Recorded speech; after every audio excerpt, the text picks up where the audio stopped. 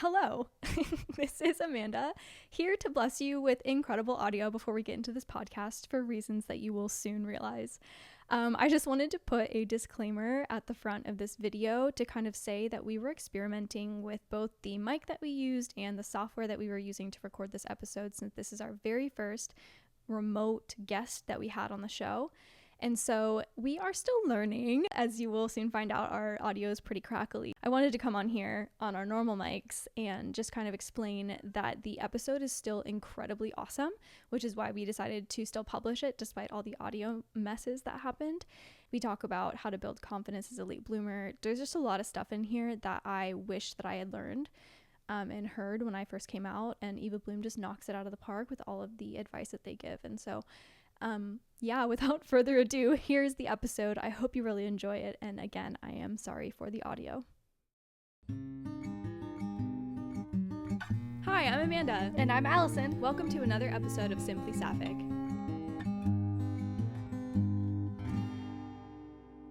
Hello, and welcome to our very first remote Simply Sapphic episode. Hooray! We're super excited to have Eva here. Eva is an incredible sex researcher, and we connected on Instagram, and now we get to have an awesome conversation. And so if you are new to the podcast, welcome to Simply Sapphic. We talk about everything we wish we knew when we came out of the closet. So if you are new here or new to the queer community or kind of settling in and just want to hang out, welcome. We're super excited. You can follow us on Simply Sapphic Podcast on Instagram, kind of across the board. And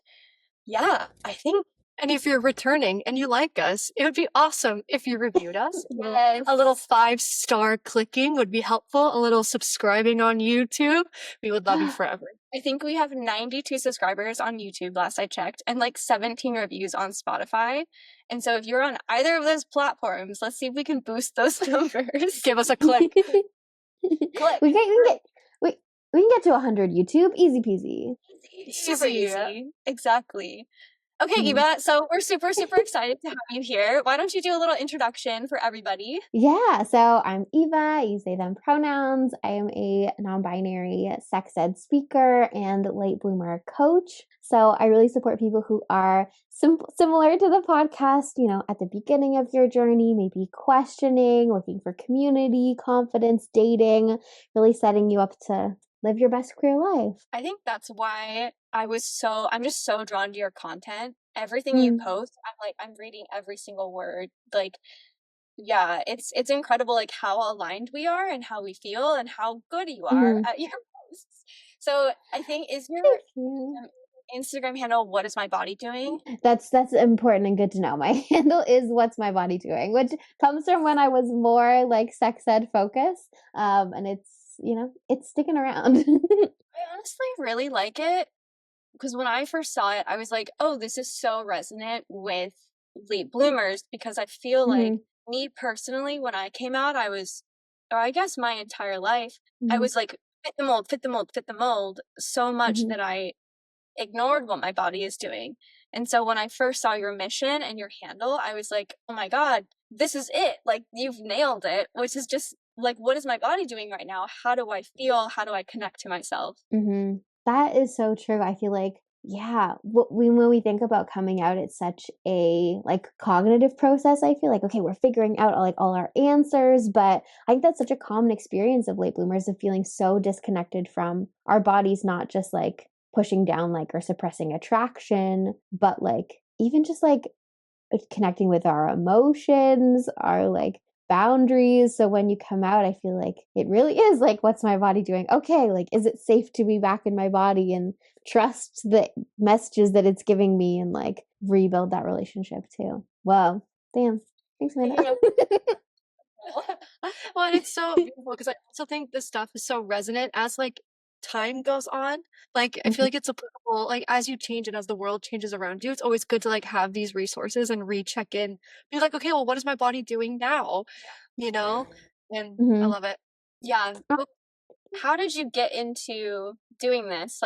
What's the basis of your passions? Yeah, so I started on YouTube doing mostly sex ed in 2016 16, which is so crazy, almost 10 years ago. And that was very much, I was like, okay, I'm learning all of these like sex ed that I didn't get in school, and I want to share it with my peers in, in a queer inclusive way, in like a non-shamey way.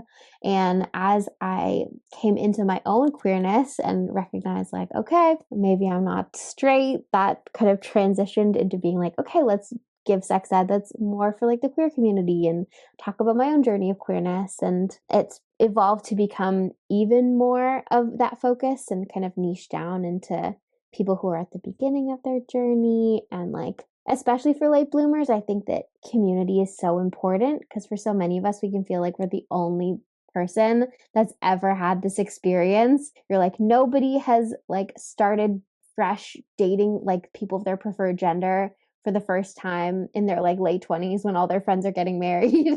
Or like I'm like starting fresh, like building friends for the first time. So I think a big part of the passion and the goal is to like combat that isolation and help people make sense of their experience and really be like, a queer life is like a life worth living. Like there's so much joy that's out here for you. And like, even though this journey is like challenging, like remind people that like, it's so fun to be gay. That is such a good quote. Man, this is gonna get awesome episode, I can already tell. Like, a queer life is a life worth living. I like want to put that on plaque. Yeah, that feels like a sticker. Like I want to put it on my car. Yeah, exactly. Like, I want it on a shirt. Yes, that's merch Yeah. Yes. Okay, so you started on YouTube, and then you want to kind of translate like the lack of sex education for the queer community, niching down to late bloomers, and now what are you doing? Now I run a lot of different like group programs for late bloomers, because I think community is such a pivotal piece. So yeah, different like memberships that are focused on queer joy. And then I have like a longer group program. It's going to be like 8 weeks. That's really, I hope, about like deep healing and being like, okay, like let's really start to unpack compulsory heterosexuality and our experience of like queer time and like the shame that we might feel about our identity, to get to a place where we do feel queer enough and we do feel confident and like get support in taking those next steps. So yeah. And then also lots of dating stuff. I feel like it's spring into summer, and I have so many clients who are like, okay, I'm finally taking the step to like queer date for the first time. What the fuck am I doing? And I'm like, okay, we got this. So that's so It's fun. like bursting through the snow, and they're like, "We're here now. Oh, we're ready." Actually, really funny. That is 100% what's going on. That's awesome. Incredible. I want you and listeners to know I'm going to be looking down, but it's because I have this iPad here with all of the notes for the episode. So if I'm ever looking down, it's not like I'm texting my mom. Well, which actually would That would be surprising. Talking about queer boundaries. talk about queer boundaries. I would be texting my mom that I estranged from my life 5 years ago. Something great. Excellent. Okay. So you're working on some awesome stuff. I also saw that you're doing like a dating course, which is so cool. I actually want to talk. We should talk about that offline too, because I have like 7 different courses that are just like waiting for me to have the energy to like push play on them. And so I'm like so curious about how you got started, how it's going, and lessons you've learned. Maybe not for this podcast, unless a listener kind of hits us up and is like, I actually do. Let's bring Eva back and talk to them about this thing. Yeah. But yeah, I think it's so cool, all the stuff that you're doing. You're like so dedicated to the queer community and like helping people really like understand these basic things that's so frustrating that society doesn't give us as a default, you know? Yeah. And I think even like the most common narratives around coming out in queerness are still like predominantly cis, gay, like white men. And there are just like nuances to the coming out experience if you're not a cis gay guy that are just not talked about. Like so many like people who aren't men, like non-binary people, women, like if you're a late bloomer, like do have experience dating men, like as part of your coming out journey. And I feel like that's so shamed. So even like talking about that, I don't know.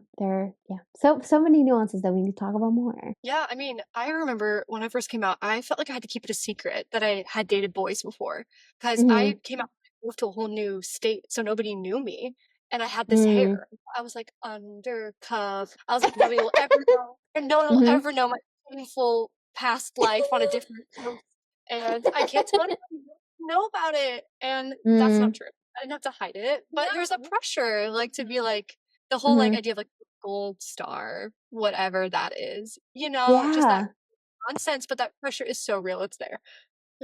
Yeah, I feel like even if I think as a community, I hope that we laugh about the idea of gold star, like, ha ha ha, that's silly. But I think in practice, like, there's still this weird purity around sapphic identity where it's like, okay, you can only claim a lesbian identity if you've never thought a male celebrity was cute ever, or like never like dated men because you thought that you needed to because of compet. And it's so connected to biphobia too. Like if you are somehow like related to men in your identity, then like you're not as valid as a sapphic, when it just makes me feel so frustrated because our shared goal, and not that we want to convert people, but isn't it good that we want more sapphics in the world? Like isn't that a great thing to be celebrating? Why would we put on all these like roadblocks and like shame people for having different paths, or like being attracted to women and queer people and also men?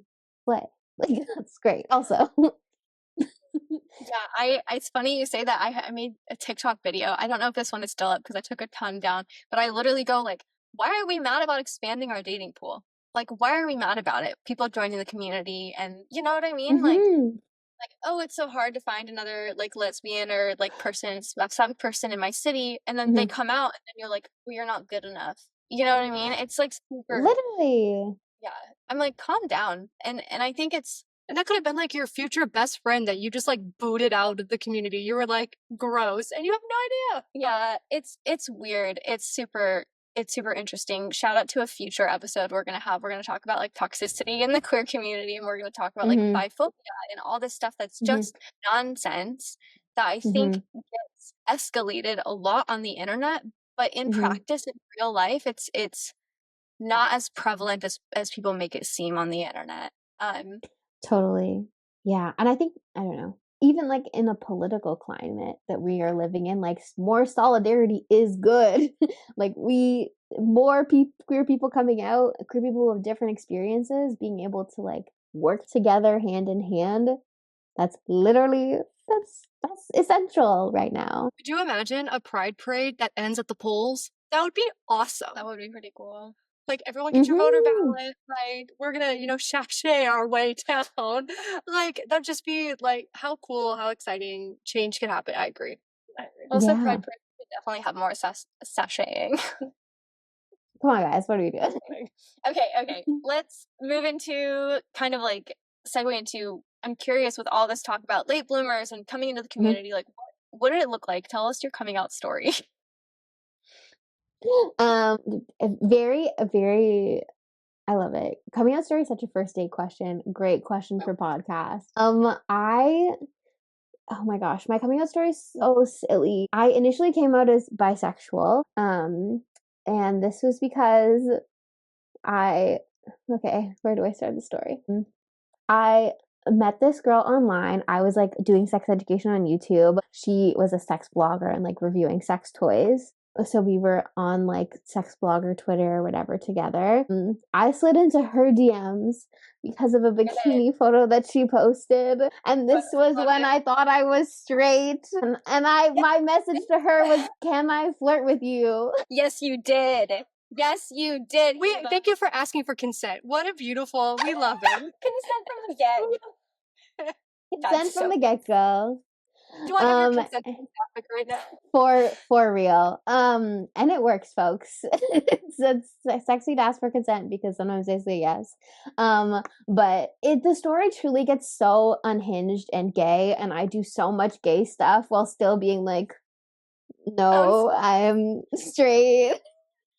And eventually she's in Finland. She comes to Toronto for a sex conference. We get an Airbnb together. you know, stuff happens at the Airbnb. The whole weekend I'm like, this is like Finland. It's like the Finland to US to Airbnb pipeline. Iconic.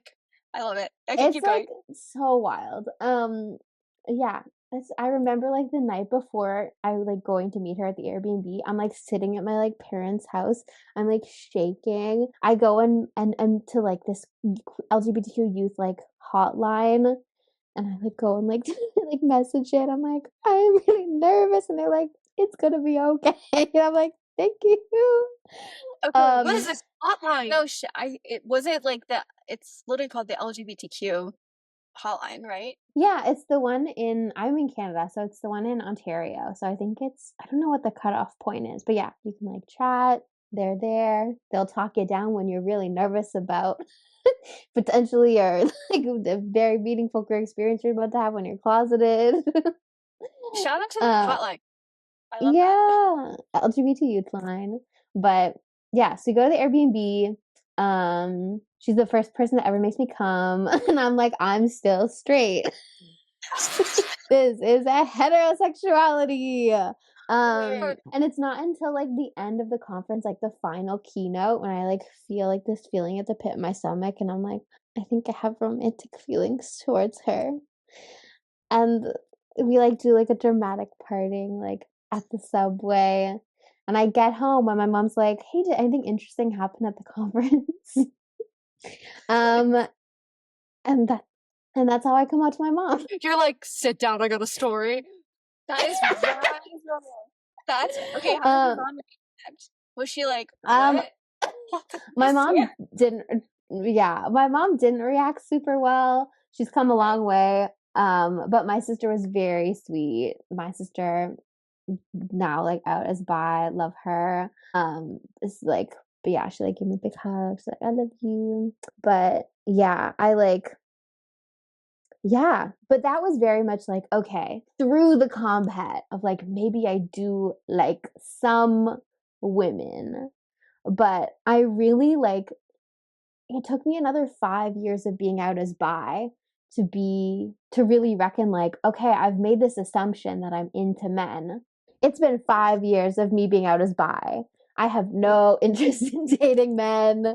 I don't feel like I'm missing anything. I don't want to change my dating profile to include them looking for men. So yeah, through like lesbian TikTok over like different lockdowns and talking to lesbian friends, I was like, okay, if the label lesbian feels right, I can just use that label. There's no like board that I have to apply for. I don't need to prove anything. If I feel in my heart this is true, then it is. So I came out as lesbian and as non-binary, like 5 years after coming out as bi. So yeah. Wow, what a story! That's like I don't even know where to begin it. I was like, thank you for the Netherlands. Yeah, thank you to Finland. Like, shout out. shout out. Okay, you mentioned the word compet, and we have another episode covering this, but can you explain a little bit more about what compet is and how that affected you in that scenario? Yeah, so compet is really the assumption that every person is straight and cis, and that's gets reinforced and baked into us at every stage of us growing up. The fact that there's like no TV shows or no movies that show like positive, I mean some, but you got to look for them. You know, if I would say for most people, if you're just growing up and nobody around you is like, hey, maybe check out this positive representation, it can be hard to find, few and far between. You know, family members just assuming that you're gonna marry a man and date boys, and of course that's what you're gonna do. So yeah, all of that is really compulsory, making heterosexuality like assumed and compulsory on like a societal level. And it's interesting because it's also it's the lack of representation, but it's also the pushing of a single narrative, right? Yeah. Some people are like, well, like, yes, there's not a lot of queer representation in media, but also like growing up, you watch the Disney princess movies and you have all romance movies that are like the woman finding her actualization once she meets the prince or the husband and kind of like think about subliminal messaging, you know, you can influence somebody in 3 seconds. Think about how all of those romance movies can subconsciously and consciously like get you to think that you're straight. Because I had a similar story to you where I was like, I think I might be into girls. So I changed my dating apps to girls when I was living in Santa Barbara, went on a couple of dates, went back to my friend Christian and said, hey, I think I'm straight. These dates that I went on with girls were too comfortable. Like I was like very calm. And when I'm on dates with guys, No. I was like, when I'm on dates with guys, I get like what I called it was butterflies, but it was like Mm. anxiety. Mm-hmm. But media pushed like if you get butterflies, if you get nervous, it means you care. It's normal to Mm-hmm. hate you, to like Yes. really hate him. Yes. It's like to loathe this.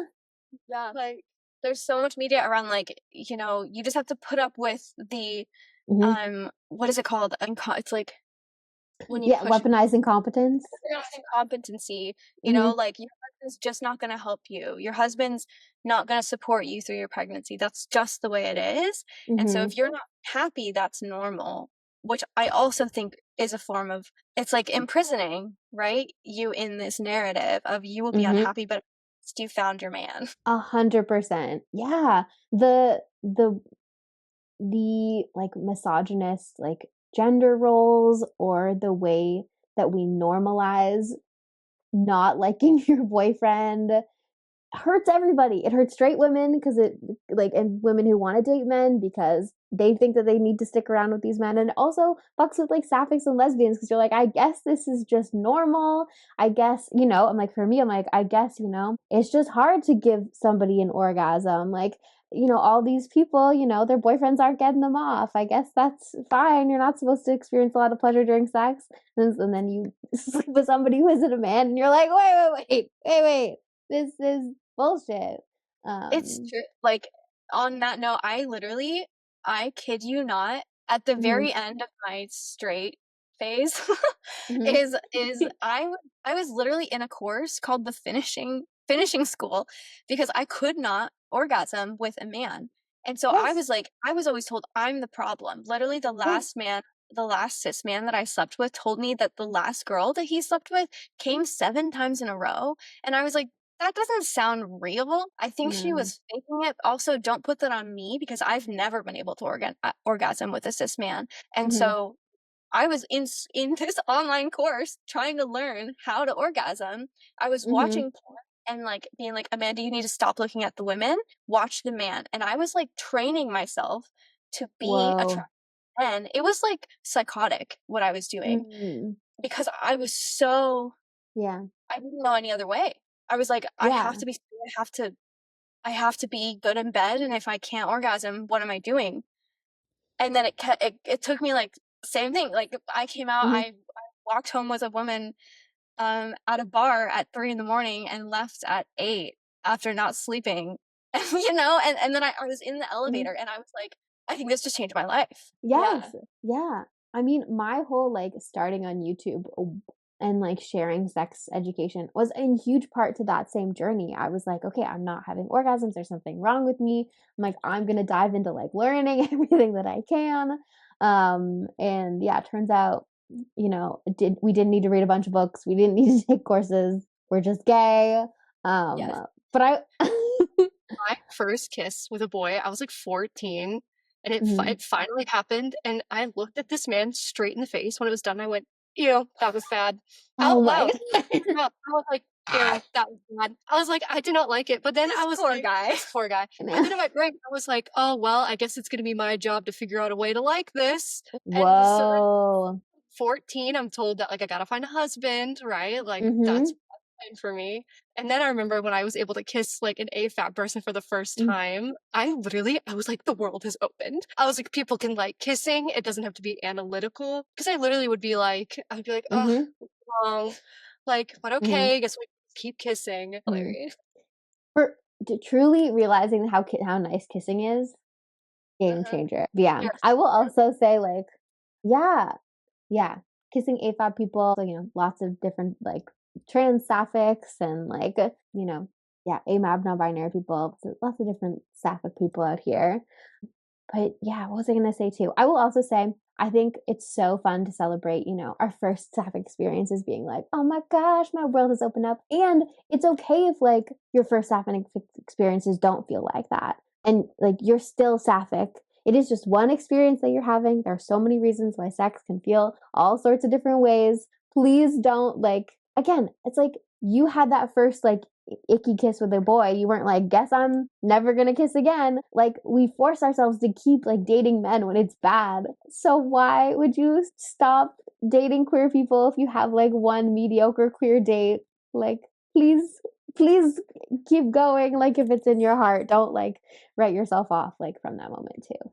So Yeah, well, I think about the first time I had sapphic sex. Like, I don't think Mhm. either of us came, but it was Mhm. like the experience was like it was still something like where with the guy was like, oh, this is disappointing because I'm just not happy even trying. I'm not happy Mhm. even being, but we were so happy just to be there, regardless of the outcome of that Yeah. experience, that it felt more affirming to keep trying Mhm. rather than like, well, maybe this is all kind of wrong. And I think like identifying that moment was really helpful, Mhm. rather than because I went into full panic. I was like, "Am I wrong? Is this a lie? Like, what's Mhm. happening? Like, I should have come 7 times in a row, and we should have been puddles by the end of this." But I Mhm. had a really friend who was like, "No, like, Mhm. you're probably nervous, and there's a lot going on, and that doesn't mean Mhm. any less. They're like, do you still feel like you're gay?" And I was like, "Yes." And like, congratulations. Like, you don't have to go anywhere. Like, it'll get better. Just keep trying. Exactly. I'm like, you wanting to be there is the gay part. Like you wanting to have sex with a woman or a queer person, that's the gay part. And no matter if it's like awkward or whatever, that's all you need. That's it. End of story. Yes. Yeah.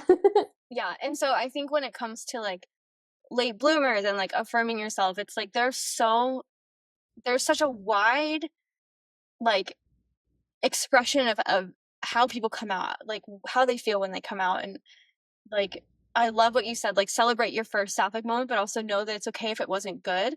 On the Mhm.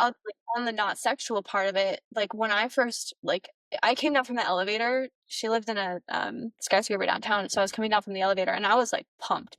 But then I like took my Airbnb home.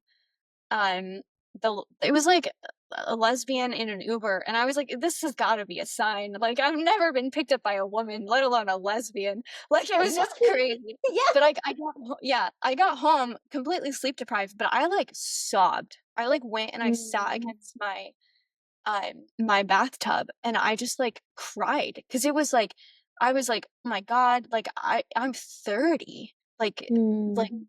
I've been chasing something that just didn't feel right, but then I also like I've got so much comp hit in my brain that I need to Mhm. mourn the life that I've been trying to have. And Yeah. so um it was like this interesting and beautiful gradient of like grief and celebration, like within that Mhm. same period. I threw a coming out party. Like I got like I made a bunch of queer friends and I went and we all went to go get like Korean barbecue, and I literally threw a coming out party. And so and it was just like so great and so affirming to Mhm. kind of know that all of these feelings Mhm. are so valid. Yeah, totally. Yeah, I think the grief part, being a late bloomer, man, such intense emotions of like intense grief and intense joy and celebration. And yeah, really honoring all of that. And I think, again, that's why community is so important because even like people who came out earlier in life, like straight people, do not understand that like specific brand of cocktail that is so common as like a late bloomer experience. Yeah. Yeah, exactly. Mhm. So on that note, like I think as late bloomers, we talked about I'm the only one that could have ever experienced this, like how did Mhm. I guess like what are some misconceptions about being a late bloomer that both like we as late bloomers come to the door with Mhm. and like have about us? Yeah, I mean, that people have about us, I think we talked that, like, it's, like, not real, or that, like, we should have known when we were 12, and if we didn't know, then it's not real, which is really silly when you think about compet and all the things that we talked about, or even just, I don't know, like, life is long, and we learn new things about ourselves over time, and sometimes we're not ready to receive that information about ourselves and like make a step to change our life towards authenticity. So we're all kind of on our different timeline, and that's okay. And like, it's still, your queerness is still valid no matter where you come to it in your life. Yeah. Say it again. Your queerness is still valid no matter what did you say? No matter when it comes to you in your life, your queerness is still valid. Yeah. I think one like common misconceptions that like a lot of clients and like late bloomers that I work with feel for themselves is that like nobody's gonna want to date me, or like, okay, I've like never had queer sex, that means nobody's ever gonna want to have queer sex with me. And that is not true. I'm like, so many people go into dating with all sorts of different experiences. Even if you have been out for a really long time, that doesn't guarantee that like you've had a lot of sexual or romantic experiences and you're still like valid and like amazing as a romantic partner. There are so many different, I don't know, the things that make somebody a romantic partner. I don't know, like communication, introspection, like kindness. Like you can build so many skills of how to be a good partner in like friendships too. Like yeah. I'm like, there's so many things that you can like learn how to have sex with somebody as you're like having sex with them, just being like curious and excited. So yeah, Which is late something I think, bloomers, yeah. go for I it, think go for it. sorry. I think the whole no one's going to want to have sex with me if I have never had sex with like another Sapphic person before. I had that. And it wasn't necessarily like nobody's gonna want to have sex with me, but I was like, I need to get this out of the way. Yeah. And I guess like, yes, my coming out experience did involve sex, but I was wasted. So I didn't really know, like I knew what I was doing, but I don't think I wanted to know how to do it in a way that was conscious and intentional instead of just like a flurry of beats. And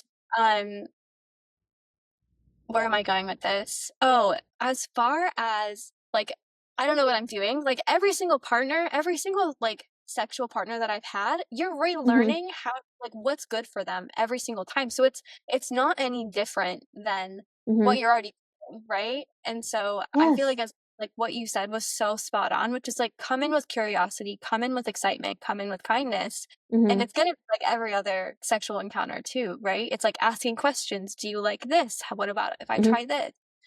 You know? Yeah. I was pretty nervous about having sex with my first girlfriend, but she was just so kind and excited. And like it was less like teach me and more like let's like have fun together. And so yeah, I feel like that's the majority. That is the entirety of everyone that I've dated. Is like Let's like explore together. Yeah, exactly. Yeah, and I feel like as a late bloomer, you don't want to be with somebody that doesn't feel excited about exploring together. Like if they're going to be weird about you being a late bloomer or this being your first time, great, they've self-selected out. Like you can go and find people who they're like, that's not a big deal. Like exactly like you said, like every new partner is a new experience that you're learning. So it's not that big a deal. And it's like wild because the learning happens throughout the relationship, right? Like if you're there for a long time, like 10 years in, you're relearning, you know? Stuff might happen, you're relearning. So a new interest might come up. It's like a constant state of learning, but I think there's just this pressure that every time has to be perfect and wonderful and amazing. And anything outside of that, like I think somebody told this to me, it's like the pressure to orgasm is like debilitating. And they like remove themselves from that pressure and they're like, it's not the pressure to orgasm, it's the pressure, not even pressure, but it's just the goal is just to have fun. Then like they were like for them. And I was like, that's such good advice. Yeah. I think it really is people coming in with like a hetero framework of still from sex, of being like, sex is about performing. I have to know how to do XYZ tricks so that I can like wow this person and like get them off. And I mean, I don't think that serves in a hetero context, but if you go in being like, okay, I can only have like sapphic sex if I know how to do the tricks so that I can like impress this person and perform. Of course you're going to be stressed, but that's not what sex is about. There's no universal tricks that are going to work for everybody. And sex, I don't know. Sex doesn't need to be about like putting on a show. It's about like being embodied and like having an experience with somebody. Yeah, something I wish I knew when I came out and started having sex was I wish I wasn't as intimidated about toys. I was focused on like I need to be able to get muscle memory with my mouth. I need to like build up my endurance like with my body, and there was just so much pressure to I don't know if this is a universal experience, but a lot of the guys that I dated, a lot of the cis men that I dated were like so intimidated. Like if we use a toy, it means I'm not good enough. And I adopted that coming in to Sapphic sex that I just wish I could have deconstructed earlier, because like ton of fun with toys. They're awesome. They're awesome. Yeah, I think that is even a thing too in like Sapphic sex, where it's like, okay, you have to like push through, like endure, like I don't know, with your like fingers. If you're getting tired, like you got to keep going. And it's like, says who? Like your comfort matters, and like toys are like amazing tools. And like I don't know, coming from sex ed, I'm like so pro toy. I'm like, they're literally called toys. Like it's fun. I don't know why you would deprive yourself of this. Yeah, exactly. And I think it's also something that was really interesting for me to deconstruct when I came out was I had been having sex with cis men. It was like their pleasure mattered, and I was just there to hang out. And that was a lot of my sexual experience. Is like, I'm just going to lay here and they're just going to do their thing. I'm going to feel connected. This is the only way I know how to connect. And then we're just going to go to sleep or whatever it is, you know? And when I started having sex with Sapphic people, it was an interesting, and I think I'm still working through this, of like, you're here to have fun, right? Like your pleasure is the priority. It's just, I'm still working through that. I mean, I wonder if you have advice for me. Sorry, question on the spot, but like, how do you release that pressure of, I just want to be here in the moment versus I'm here as some kind of like, I have to like perform. Yeah. That is something I would say I'm like in the same boat as you. It surprises me. I'm like literally this morning or like last night I was like, whoa, like unlocking just like another layer of compet that I didn't realize was here. But I don't know. For me, what has been helpful is like vocalizing that like journey to my partner, to be like, this is something that I want to unlearn. I'm like noticing that pattern of going back into performativity, and I like don't want to do that anymore, and like having her understand and like reaffirm that that's not what like the experience is that like they want for us. And I don't know, I've really been trying to like change my mindset to be like, just do what feels good. Like in the moment, like follow what is turning you on. Like, and just having it be very like moment by moment, and yeah, breaking it down in that like small way. Yeah, I've also been like journaling. We know gay people, we be journaling. uh,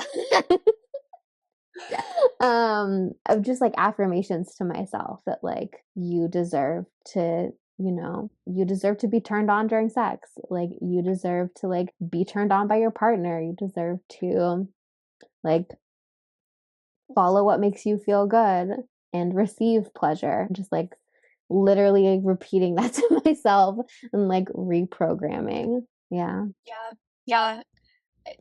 I love that. Like, reprogram your brain, you know? If Compet can program you for one narrative, you can reprogram it for another. Like, take control of your narrative. I love that. Thank you. Of course. I wish I had more tips, but we're in it together. No, I mean, I think the fact that it's a common experience that even like someone who is a sex researcher who works in the space is working through, it's incredibly affirming. Right? Yeah, and like even like I feel like as late bloomers, we've thought about compet a lot. And you're like, okay, I'm in this like healthy relationship. I like have made so many strides, and I think it can sometimes be frustrating, at least for me, to be like, oh my god, like the compet's still there. But being like, okay, it's still there. That doesn't mean that I'm doing anything wrong. Like, that's just part of the journey. And like, these layers are going to keep like unveiling themselves. And like, oh no, I have to like keep practicing and affirming that like I'm allowed to be turned on and have hot gay sex. Okay, then I guess I will. Oh my god, yes. I love it. So that's Okay, so we talked. Yes, right. Okay, so we talked about like misconceptions around sex. What are there any other misconceptions that people might have around late bloomers?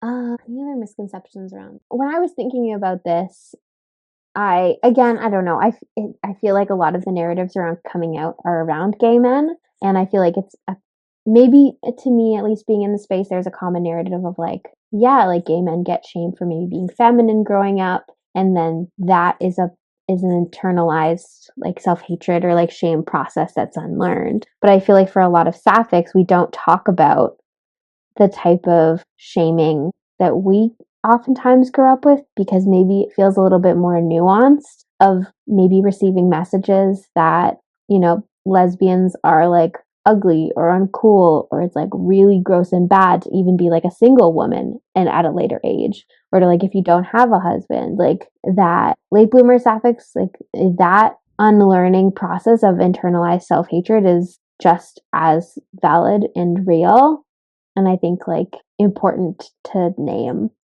Yeah. I completely agree with that. Well, yeah, I mean, I think it's the elements of the sapphic experience that it's like hard to want to identify, to be able to be like, you know what, I do struggle with this. Mm-hmm. But I think knowing that it's so common, I mean, there were so many like biases that I didn't know were programmed into my brain to make me not like my. As I started really experimenting with my gender, I had to like really sit down and be like, where is this coming from? Or even just like, I would find myself daily life wanting male approval and not feeling like, if I shared an opinion, if the guys in the room didn't agree, not feeling like that was like weirdly good enough, and having to sit and be like, where is this coming from? Why are my thoughts not good enough on their own? Like, but it was uncomfortable to have to sit there and go, okay, I have to recognize that this is happening to move forward. So I think doing the uncomfy things is part of healing. Totally. Yeah. And I feel that too about like, I had a mullet for like the first 3 years of me coming out as a lesbian. And like, that was in part of like a big reclamation to be like, I am no longer giving a fuck about the male gaze. I'm actually gonna like, this is for me, go fuck yourself. But it was so much like, okay, like I've been told lots of different things about what queer masculinity means and whether it's attractive and like whether I am like desirable or like, I don't know, worthy, like a good person in this world, and just being like, fuck, we gotta unpack that shit. And I don't know, it's awesome to have like celebration for like queer masculinity within like the sapphic community. And I don't know, I think there's still a lot of it that like has to be within yourself. That's like, I know that this is right for me, and like I'm going to celebrate that within myself. Absolutely. I remember I used to have, if you'd seen pictures of me when I was like 19, I had like long hair past my ribs. I was like, I looked like I just walked straight out of a Bible study. Probably because at that time I had. And I remember I had always felt as a kid, I'd always felt not like very fluid. I'd always felt non-binary. I never felt like I fit box of manhood or womanhood or any of that. And I had always wanted short hair. And so it was one day I finally was like, I am not gonna not have this anymore. I walked into the costume. I walked into our hair and makeup chair, and I was like, Kat, cut off my hair. In the theater? In the theater. Because Kat cuts hair for a living. They're a professional hairstylist. And I was like, cut off my hair. And Kat was like, it's happening. The alarm bells, everyone's like, people showed up to watch. Because at that time, everyone was like, Allison's gay, can't tell. Maybe they have help. So I cut off all my hair, and I remember sitting there and being like, oh, I feel beautiful for the first time in my whole life. And I had called my mom, and I was like, I cut off my hair, and she went, where did your beauty go? And in that moment, I had to sit here and go, I had to make a decision. Yeah. Either belief, like who my mom wanted me to be in the pressure of 19 years of living into a Mhm. mold. I had to accept that I did this for me and I love it and this feels so good. And so at that Mhm. moment, I literally hung up. I was like, I can't talk about this. Gone. Mhm. And I was like, I'm choosing to love this because I do. And it was Mhm. like, it was a big moment. They were crying. People ran around my hair. Like, it was like it was a beautiful moment, right? But it was like Mhm. choosing a happy queer path Yeah. versus the other one, you know? But it's not easy. Yeah, to be like I trust this internal truth that I know about myself. Yeah. Yeah. What I really discovered about queerness is it's choosing you, and it's choosing Mhm. what's authentic to you. It's interesting Mhm. how much hair, you know, you're like, I had a mullet, I cut Mhm. off my hair. When I first came out, I had blue hair, like probably if you're watching on YouTube, I'm like showing my shoulders down. I had like long Mhm. hair. But and like the tips of it, aka the last foot and a half of it, was blue for a really long time. And when I came out, I was like, screw it, I'm gonna do the whole thing blue. And so I did the whole thing blue. And I really like gave myself I look back at pictures of me. Allison didn't know me during this time, and Allison's like, "Who is this?" And I agree because like I gave myself like it was like an unbinding, like it was like an explosion. It was me popping through the snow, like in a different sense. Mm. Like, screw it, I'm gonna give myself the emo phase. I was never allowed to have in high school, so I had my emo Yeah. phase, and I was like, Mhm. I'm gonna wear lingerie as a shirt because I can be a slut and I love it, you know. And then it was like, Mhm. oh, I'm gonna like cut off my hair and go like full mask to see if I like that. And it was so Mhm. much like fun experimentation that like Mhm. every other picture of me after I first came out was like a different version of Amanda. And it's Mhm. interesting what I'm noticing now in my journey. I mean, obviously I dyed, I didn't, this is like my undyed hair, but like I'm noticing that when I first came out, I went very like masculine because I wanted to see if that felt more right to me. And the Mhm. more I like settle in to who I am in this relationship with Allison, the more I'm finding that I'm coming back to like, I think I'm gonna grow my hair back out again. I think I feel Mhm. safe like being a girl again. Mhm. Whereas my entire life, like even when I was little, I was like, don't call me a girl, don't call me a woman. Like I don't Mhm. want to do this. Mhm.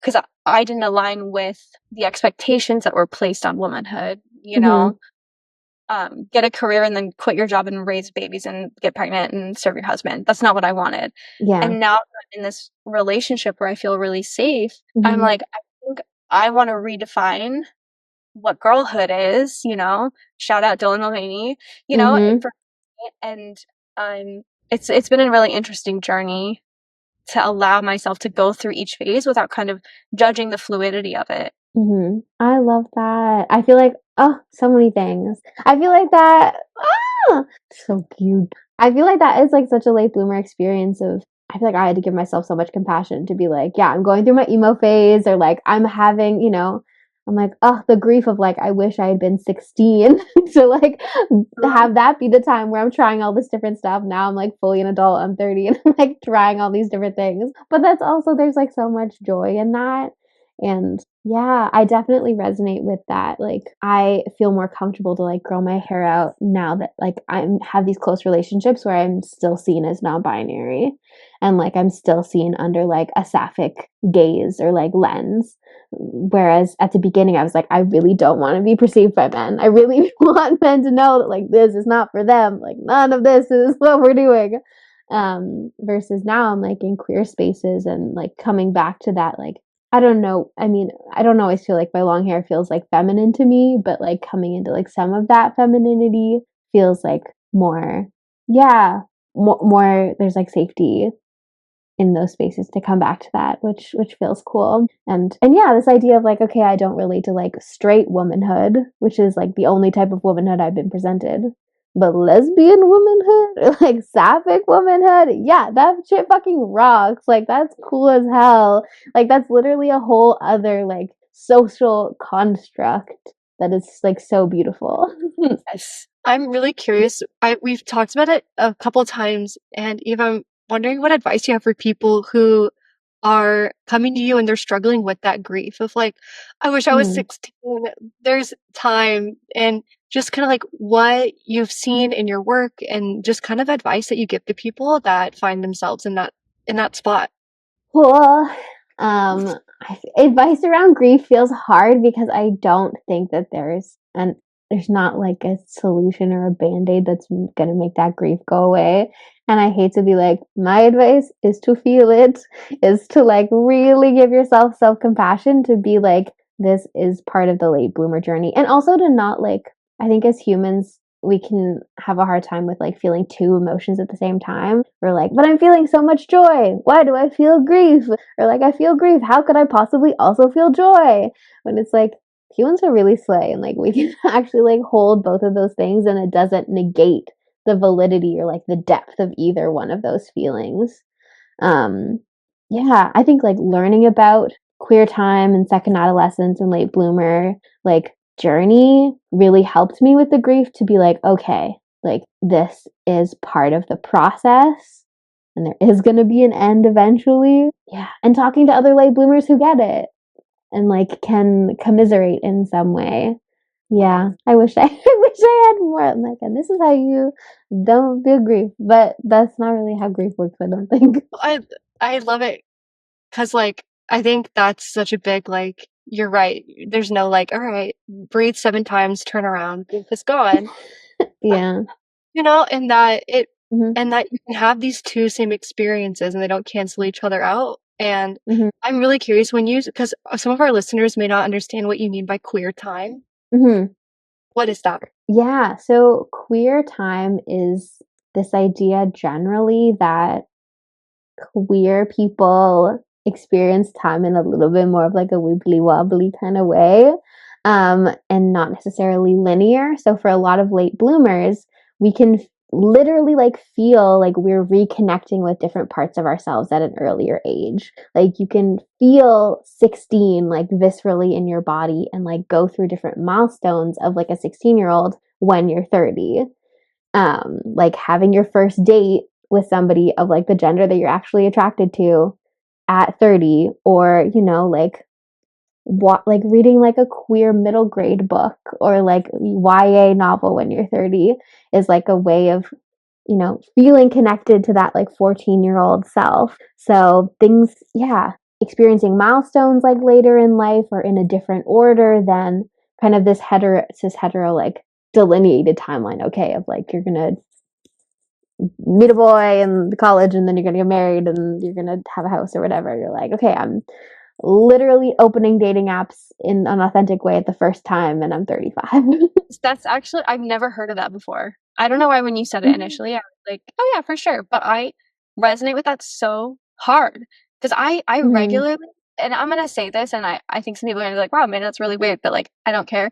I literally like will sit down and like have conversations with like little Amanda. Like literally yesterday, I was like, okay, Amanda, you're reacting like this. I couldn't sleep. I was just having a lot of anxiety. And I was like, I went upstairs to the beanbag room that we talked about before we started recording. For those who don't know, I have an entire room just filled with pillows, and so there's a giant beanbag. So I went up there and I was like, how are you feeling? And like little Amanda was like, mad, and just like having this conversation around, okay, well, what's the evidence of how you feel? How can we make you feel safe? And then kind of getting back to the state where my like adrenaline wasn't pumping and I could go back to bed and like giving myself the emo phase and doing all this stuff. It just, I love that. I'm so glad that you brought that up because I didn't even know that was a thing. I learned something. The idea of queer temporality was created by a researcher named Jack. I wish I remembered his last name, but I can send it to you in an email. But okay, does Jack Halberstam sound familiar for queer yes, temporality? yeah. So he's a trans man sex researcher or like queer researcher. But yeah, I feel like a lot of people have expanded on the theory and talked about it in a lot of different ways. So yeah, been very affirming on my journey. Yeah, honestly, I'm like gonna end this podcast. I don't even think about it. Yeah. No, I'm like, oh yeah, I did feel like I was 16 at 25, like running around. Yeah. Wow. Okay, So I want to get into our next topic. Mhm. Would you like to Oh, yeah, it's just like what confidence building tips do you have for like our late bloomers who are a little nervous? Yes. Oh my gosh. Okay. Confidence tip. Okay. One big piece of confidence for me is like having information. A lot of queer people, late bloomers, I feel like I'm like, yeah, of course you're not confident. You just got here. Like it's okay to to like to not know stuff. And I feel like for me, reading a lot of queer books and like watching like movies and TV shows was one of the things that like I did almost immediately after coming out the first time. And at least for me, like understanding queer culture was very important and just feeling a little bit more connected and like grounded, and even on the unlearning content process of reading queer stories and like getting queer narratives and, happy endings, I feel like is really helpful in both like confidence and unlearning internalized queer phobia. When you talk about media, it made Mhm. me think of the thing I did was I purposely, when I came out, I didn't watch the L Word because there was Mm, so sadness. There was no successful relationships that were like healthy dynamic, no, and no. right, and I had like tried a Yeah. little, and I was like, this is making me so sad.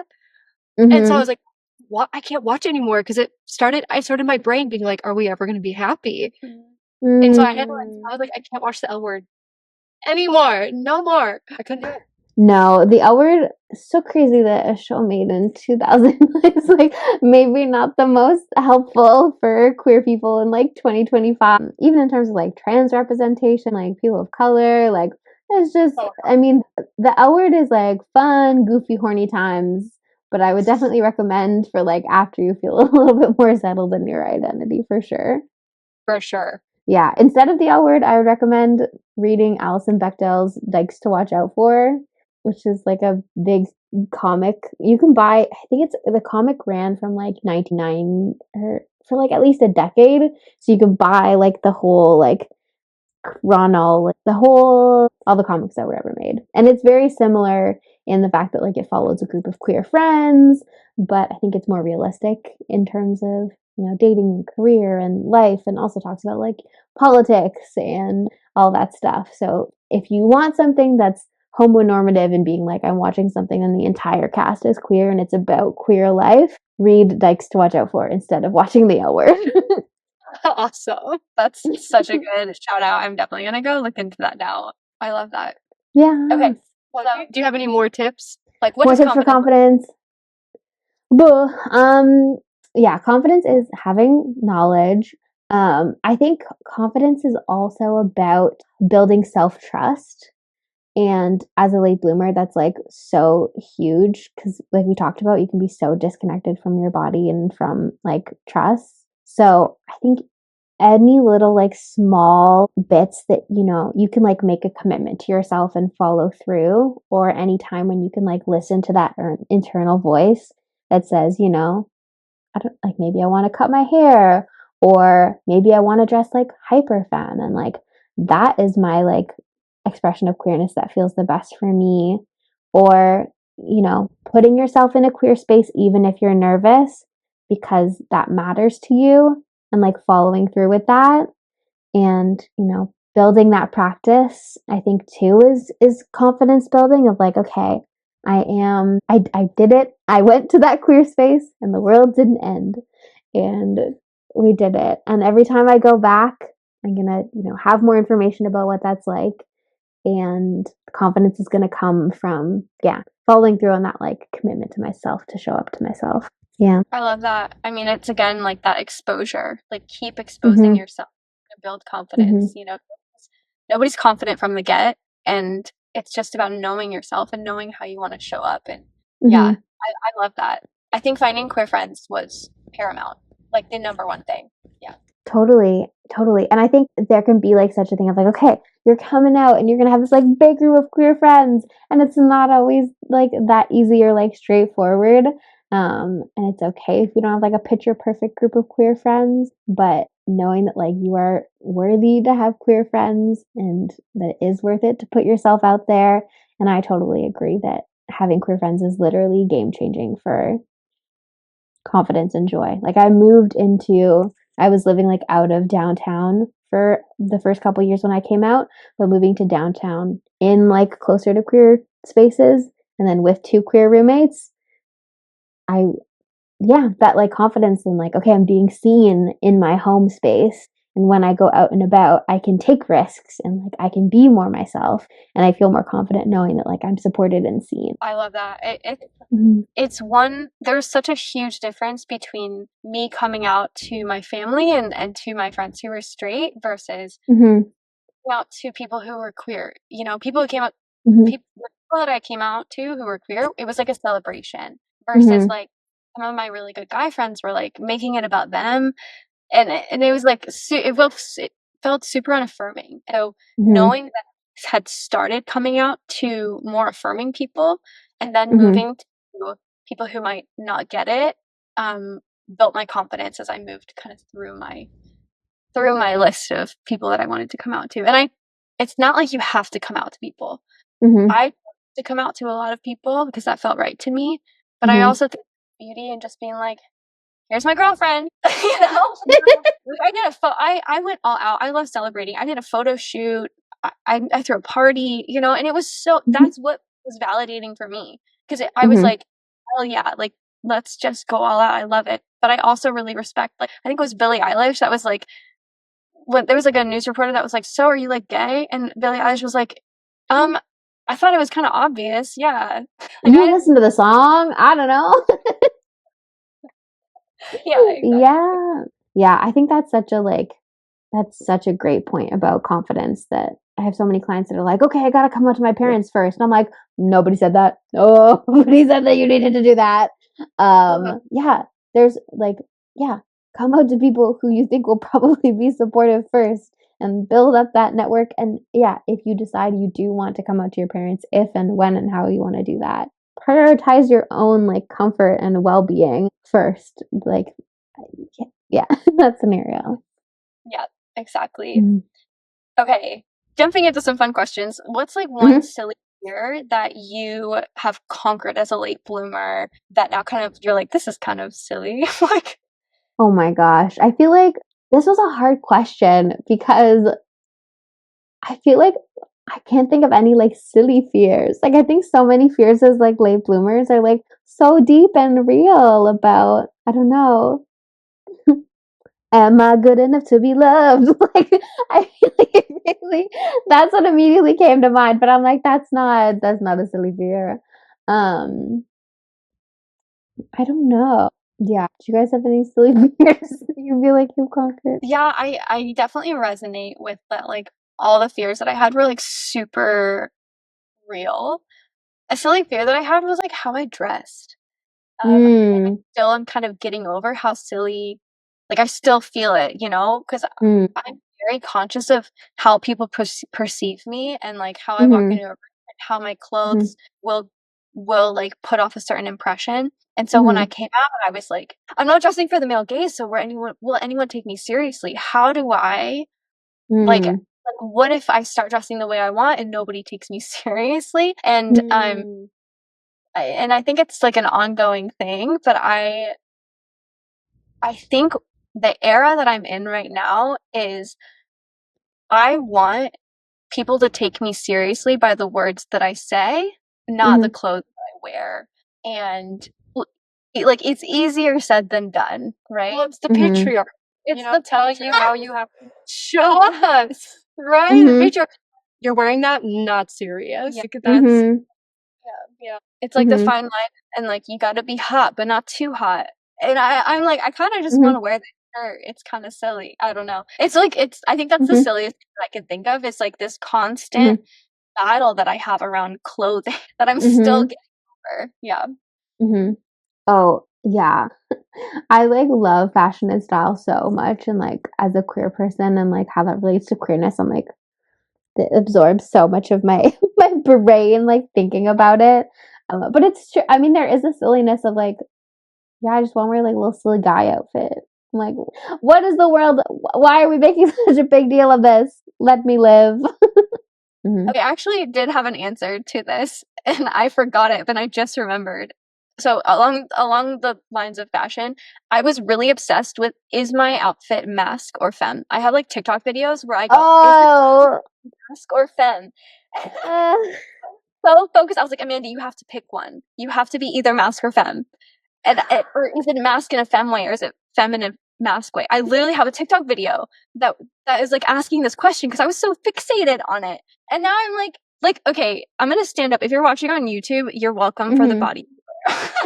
But like this is femme, slay. This is my friend Christian's shirt, masc. And I'm like, it's not, being masc or femme is not a priority. Just wear clothes that you like, Amanda. Like, Amanda, I feel so red. I feel so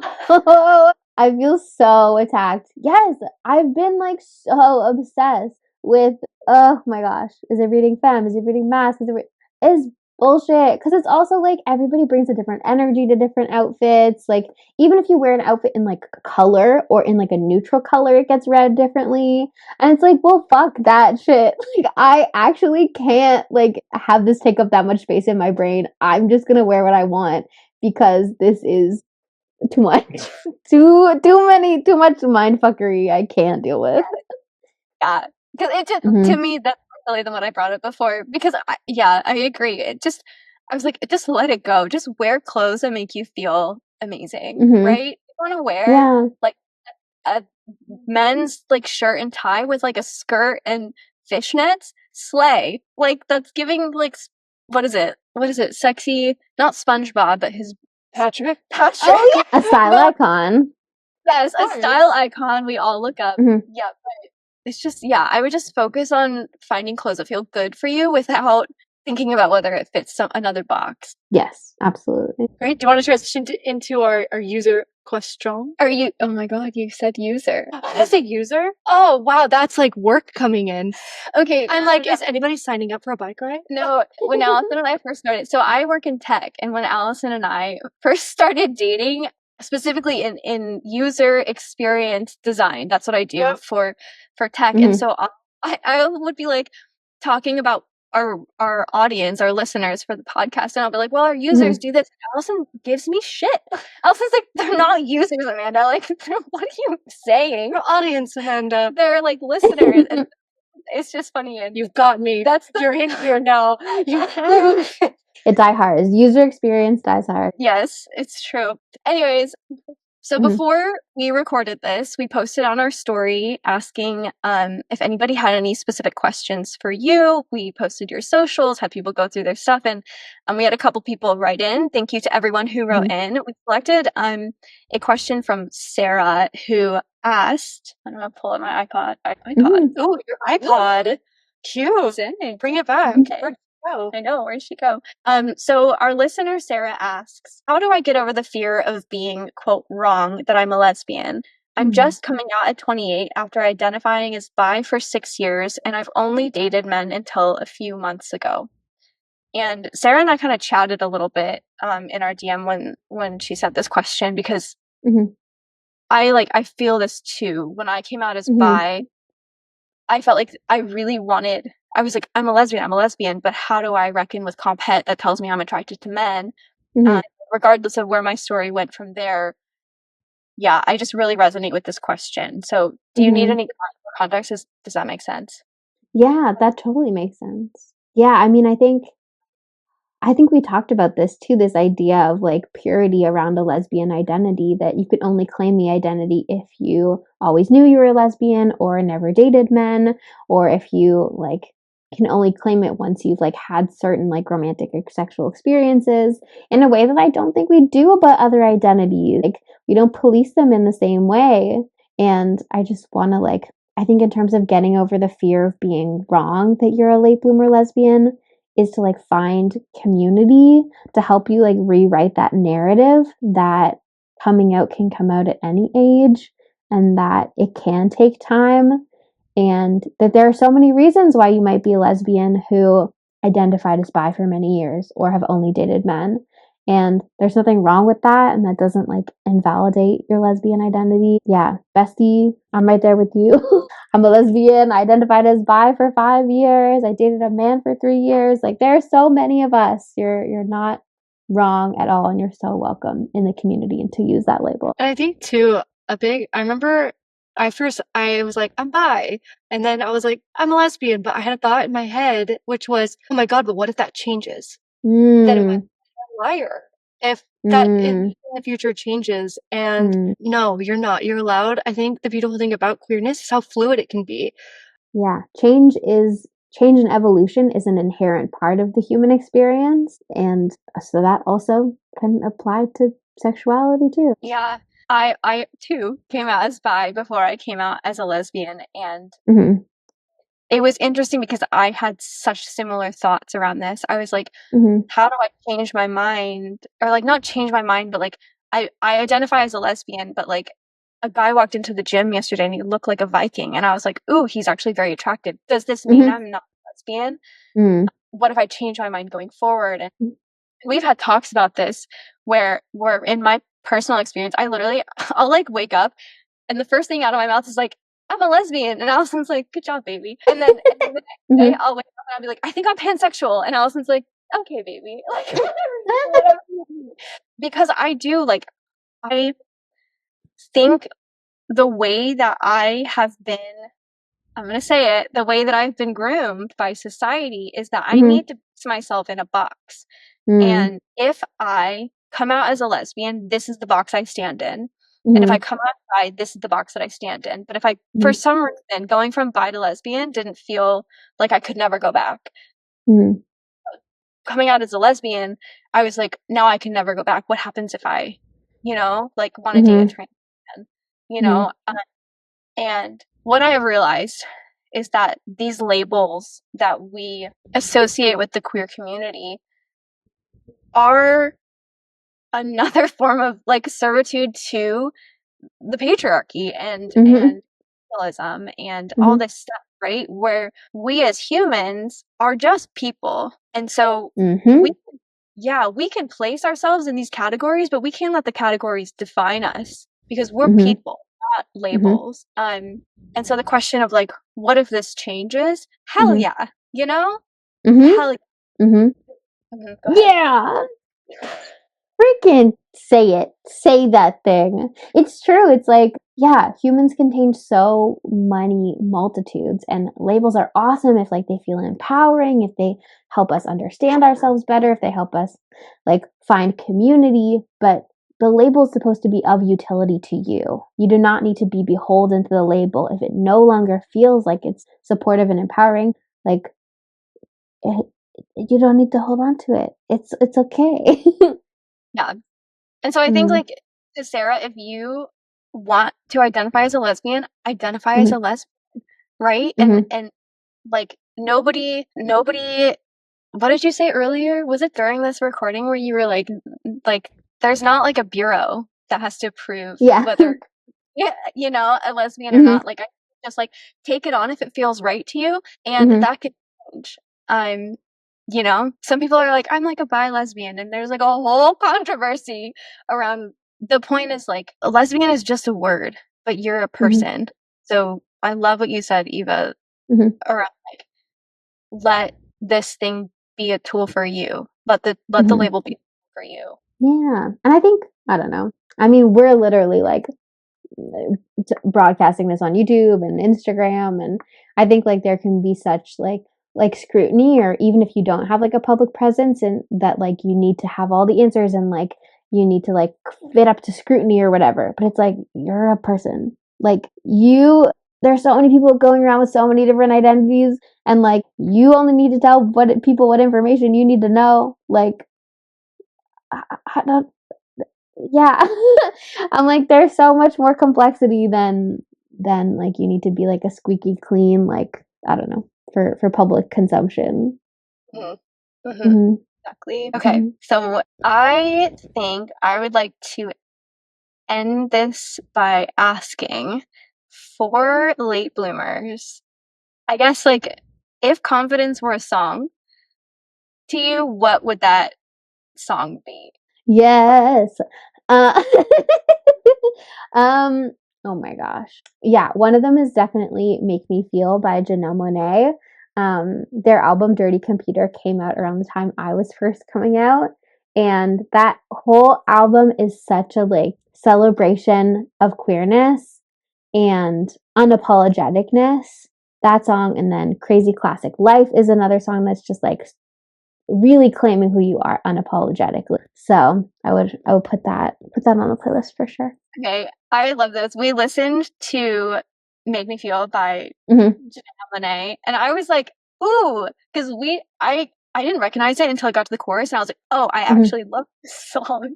So I love this. Allison, Mine is, it's called Tattoos by Sizzy Rocket. She's like a sapphic punk artist. It's just hot, and it puts me in my like, do you know what I'm talking? Do you know this person? I have gotten into like learning about punk culture recently, and I'm so excited to learn about a sapphic punk artist. Oh yeah, like on their like Spotify bio, they're like sapphic punk, and it's like very, I don't know. I just like I play it, and I'm like, the room is filled with fog, and like everyone's covered in tattoos, and you're just like, I'm like, let's go, and it's such a good time. Listening to it in the car while you're driving at night is like Obsessed. Okay, for me, I actually don't know if Chinchilla is sapphic or not, but when they came out with Little Girl Gone, like Little Girl Gone, got a gun from a gangsta, run, you know, like that whole song, I like play that, and it's kind of angry, but it's like I'm like ready to get in the game. Whenever I hear this song, I'm like, nothing can touch me, and that to me is like what confidence is like. It's like nobody's opinion matters but mine, and it's just like tapping into that inner rage that I've been super disconnected with because I've been like pretty and polite as a woman my whole life. Like this is like such, it's like a crashing through to just like being a badass that I love this song. Love that. Hell yeah. Okay. Hooray, thank you. Let's do, okay. So as a summary, we talked about how to find confidence as a like queer person, and around that we talked a lot about like finding community, finding representation in media, listening to your body, gathering knowledge. What else did we talk about? We talked about affirming yourself through like sexual experiences, but also, you know, giving yourself compassion and grace around that. Yeah. Just queer time. Yes, queer time. Yes. I hope everyone who's listening, I hope everybody found something from this episode to just like know that you are so valid in whatever you are, right? We talked a lot about like labels and stuff like that. It's just allow yourself the beautiful opportunity to just be a human instead of just a label. And if that's coming from a space of, I don't know what I'm doing, and that's what I'm going to sit with, and I'm going to figure it out from here, it's just being honest with yourself. And so thank you so much, Eva, for jumping on. How can we find you on social media, and what things are you working on again? Well, thank you so much for having me. This has been such a beautiful conversation, and I'm just so grateful to get to connect and share the little sapphic agenda in the world. Sapphic agenda, spreading a beautiful queer life. Yeah, it's true. But yeah, folks can follow me at What's My Body Doing on Instagram. I run a late bloomer support club, which the Late Bloomer Support Club is if you are a sapphic person and you want more community. So whether that's like you're recently coming out, or you identify as a late bloomer, or even if you've been out for a while but you're like kind of deepening your understanding of your queerness and just want to connect with other sapphics, that is on patreon.com/Late Bloomers Support Club. And I also have a queer dating mini course. So if you want to learn about, you know, dating apps and how do queer dating dynamics work, how to communicate your boundaries in terms of like sex and intimacy, that is called Tough with Care. If you want to get the webinar version, it's going to be happening live in May and June, called Spicy Sapphic Summer. But if you can't wait until then, you can find that all on my website at evabloom.ca. I love this. Thank you so much. And for everybody who's listening, again, thank you for coming and listening to another episode, or your first episode of Simply Sapphic. We love giving back to the community that helped us self-actualize, and we hope you come back for more. If you want to sign up for our newsletter, you can go to simplysapphic.com, and right at the top there, you can sign up for our newsletter. You're going to get an email anytime we release new episodes, and like sometimes there's like cat cameos. There's like I've got like Sapphic like recommendations, like what I'm into, so like books and media.